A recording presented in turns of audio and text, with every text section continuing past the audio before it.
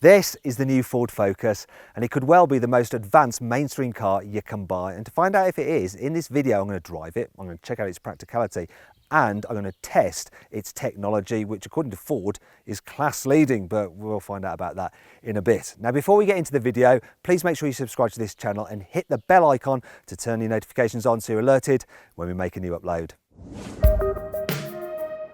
Let's start this review by talking about the car's design, because it's a really important factor. You see, when I first saw the pictures of this thing, I was like, oh my God, what has Ford done? It looks terrible.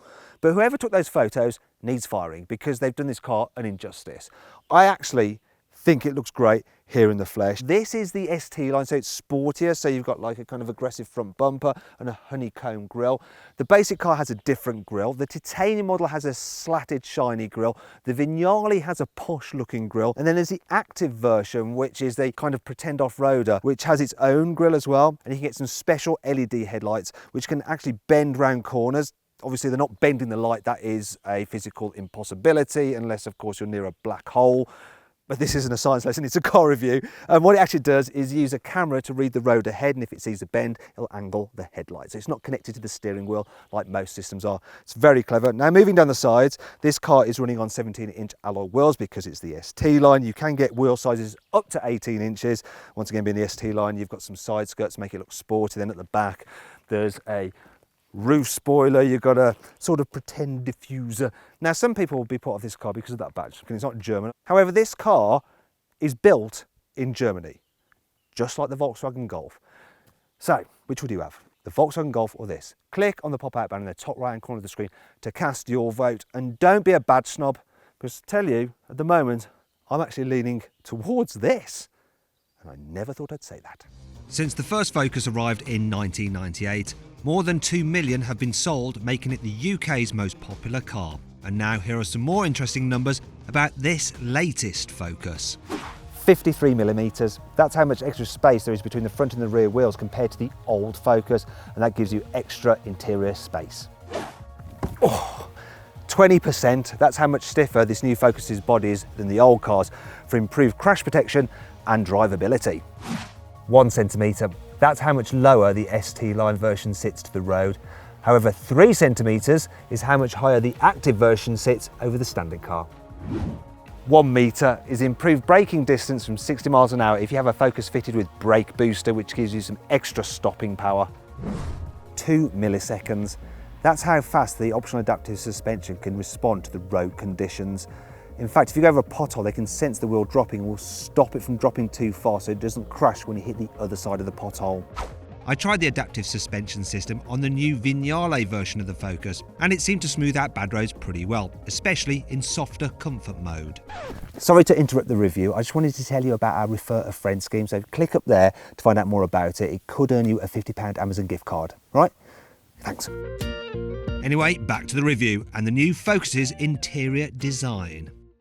This car just feels so much nicer on the inside than the old Focus. And it's like someone's actually bothered to design a dash this time. I like the shape of it, it's really nice. It's not the most exciting thing to look at because it's all quite dark, though you can try and liven things up with bits of trim here on this particular panel. This one's got a fake carbon fibre effect, and it does a good job of faking it actually. In terms of the quality, there's plenty of soft touch materials about the place, but then as you move down, they do start to feel a little bit cheaper. And look at this.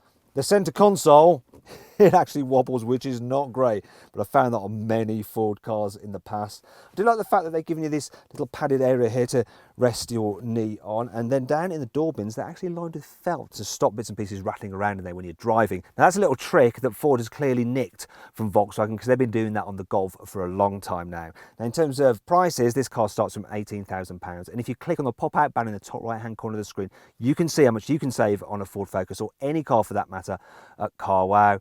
Now you don't actually want the entry-level car, you want to step up to at least the Zetec, because that's got more kit, and you also get Ford Sync infotainment system. The Zetec actually has a slightly smaller screen than this. This is the ST line, it's about £21,500, but then you get a lot more kit, such as this larger 8-inch screen. It's easy to swipe through different menus, and you've got things like Apple CarPlay and Android Auto on it as well. The navigation system is all right. It's not the best system, but it's pretty decent really. I don't mind it at all.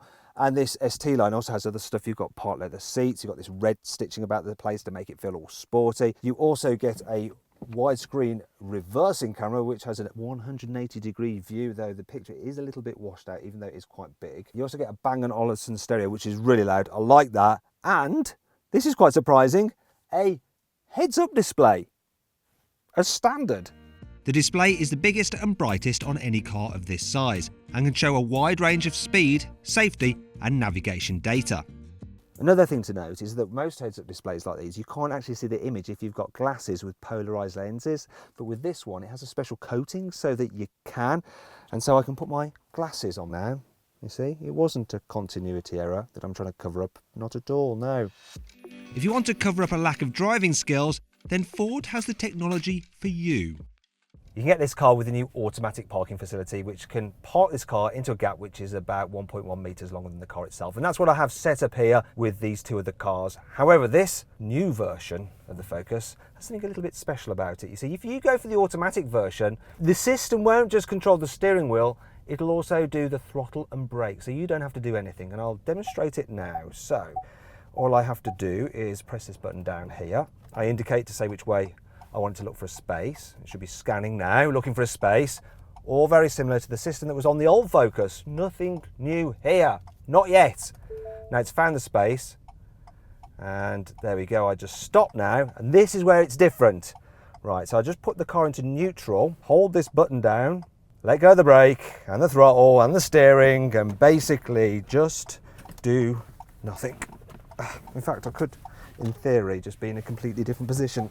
There we go. It's a bit ridiculous. So now it's going to manoeuvre the car into the space. Now I could manage to get the car in this myself, but some people are terrible parkers, and this will just do the job for them. But this isn't the only way the new Focus can help you. It can also prevent you from crashing into things. As well as the usual auto emergency braking with things like cyclist detection, this car is also available with something called Evasive Steering Assist. Now what that does is use a forward-facing camera and radar to check out what's ahead of you, and if it sees an obstacle and it thinks that you can't avoid hitting it, even with braking, it'll actually help steer you around it so that you don't have an accident. Now the system doesn't actually include any arms. This is just for illustrative purposes. They belong to my cameraman Bradley. Here's Bradley. Hey. That's enough of Bradley. Don't want him to steal the show now, do I? Actually, it's the Focus and its assistance systems which are starting to steal the show. And it could also help you on the motorway. So I've got cruise control, but it also has radar guidance, so it'll keep me a safe distance from the car in front. And if I press this button here, I also have a lane keeping assist on, so it should steer to keep me in lane. Now the idea is that you keep your hands on the wheel and it just helps you, but you can of course take your hands off and it should stop me from just weaving about the place. Now it's getting a bit cross because I've got my hands off the wheel. It's always interesting to see what the system does when you keep your hands off the wheel. Does it disengage entirely, which I think is a bit dangerous, or does it automatically slow you in your lane? So let's see. It's steering there to keep me in lane still, and now it's slowing me down. It's telling me I've got driver fatigue because I was clearly just not paying attention, and it's telling me to rest. But I can't rest yet, as you still need to know what the Focus is like to drive. But before we get into that, I need to get technical. Now in the past, all Ford Focuses had rear independent suspension. However, now you only get it on the more expensive versions. The cheaper models have a torsion beam setup, so it's a bit like their rear wheels are tied together. So I'm illustrating now. So now this is not about to turn into an S&M video. You know, yeah, I might be parked up in a lay-by all alone, but it's not going to get fruity. It's not going to be an X-rated video, don't worry. So when the wheels are connected together, it can mean that if you hit a bump mid-corner, the car can skip a little bit. Now, to help counteract this, Ford has fitted their car with some special springs which keep that rear torsion beam nice and stable. Also, they've tried to isolate the rear suspension from the main body so that when you go over bumps, you don't feel them so much. The torsion beam cars drive nicely enough, but those with the independent rear setup, like this ST line, are even better. Well, I tell you what, I think Ford's engineers have nailed it with this car. They've got that perfect balance of comfort and handling. So this is the sportier ST line with stiffer suspension. Yeah, over bumps, it's great. It's really comfortable. It's a really relaxing car to travel in. but it's also got handling and poise. You know, you can have fun in this car. It's genuinely good fun.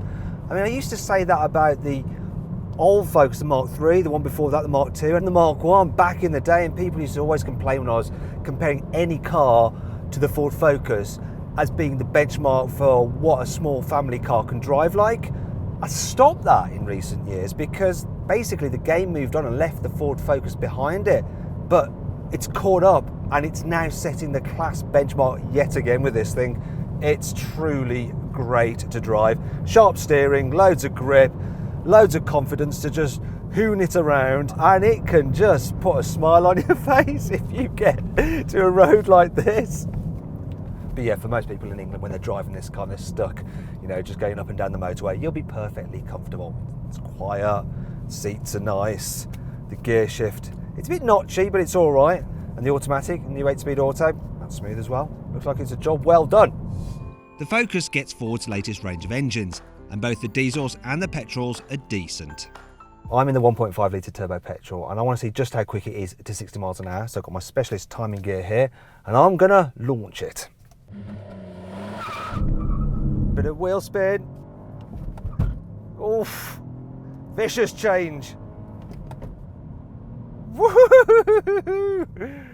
0 to 60 in 7.7 seconds, which makes this a little bit like a hot hatch, really.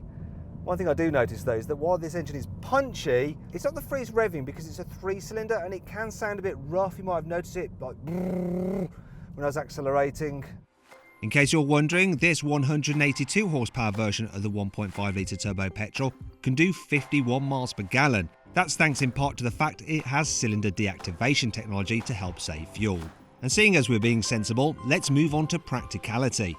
Now, one of the big problems with the old Focus was that it was cramped in the back seats, but this one is way better. It's just a lot more spacious. Now, Ford actually says that it's got class-leading rear legroom, and look, I've got loads of space. There's lots of headroom as well. The footwells are massive. There's almost a flat floor, which helps. It's really good. The body's wide, so it should be all right for 3 across the back seat as well. The only thing I can complain about are these Isofix covers. They're just removable and they don't even like clip in, so you'll lose those very, very quickly. Now, this seat is actually slammed down because I like to drive nice and low, but if I get Brad to raise it up, go on Brad, raise it up all the way, you can see I can really stretch out almost like I'm in a limousine. I'm impressed. But will I also be impressed with the boot space? Nah, not so much.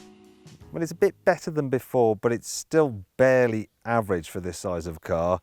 Though, yeah, that's not enough to put me off.